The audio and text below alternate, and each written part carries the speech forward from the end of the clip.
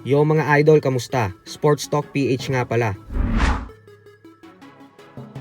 Ang pahayag ni Tim Cone, pag-usapan natin yan mga idol.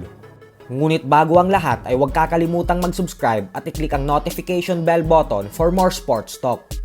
So matapos nga po ng nakakagulat at hindi inaasahang pagkatalo ng ating pambansang kupunan na Gilas Pilipinas kagabi sa FIBA Asia Cup qualifiers kontra sa Chinese Taipei, ay inamin nga po ng legendary head coach na si Tim Cone sa post-game press conference na matapos umano ng dalawang matinding paghahabol nila ay akala niya daw ay titiklop na ang Taipei sa laban.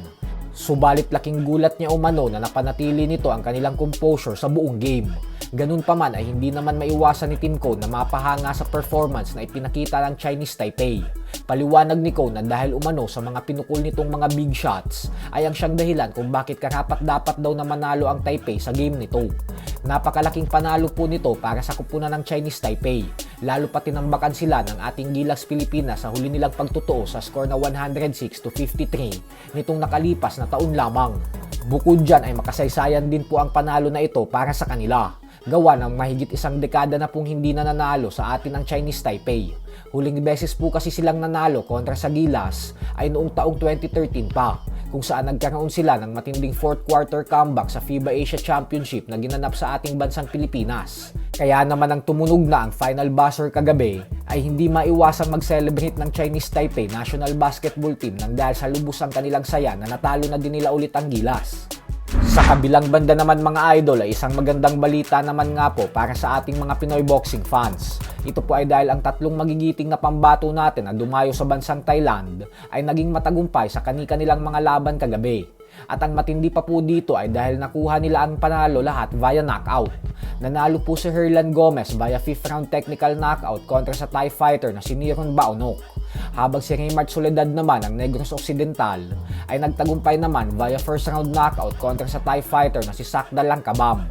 Habang ang tubong antike naman na si Elmar Zamora ay pinatiklop din ang Thai fighter na si Adi Saketpiam via first round knockout.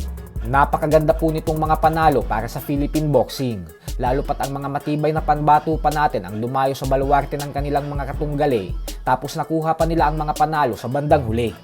Samantala, sa kabila nga po ng isa ang current undefeated WBC Lightweight World Champion Shakur Stevenson sa mga boksingero ngayon na tinuturing ng karamihan na nakakaantok panooring lumaban, ay tila hindi nga po dito naniniwala ang kampyon. Ito po ay matapos sabihin ni Stevenson na wala daw katotohanan ang mga pinagsasasabi ng mga bumabati ko sa kanya. At bagkus ang katunayan daw niyan ay isa siya sa mga pinaka-inaabangan ng mga tao dahil sa tuwing sumasampa umano siya ng ibabaw ng lona ay talagang lahat umano ng boxing fans ay nakaabang upang mapanood lamang siya. Dagdag pa ni Stevenson na ganyan daw talaga kapag isang ganap na superstar ka na sa boxing. Hindi na daw maiiwasan ang mga bumabatikos. Pero sa bandang huli umano ay mas mangingibabaw pa din daw yung milyon-milyong fans na sumusuporta sa kanya. So hanggang dito na lang po muna tayo mga idol.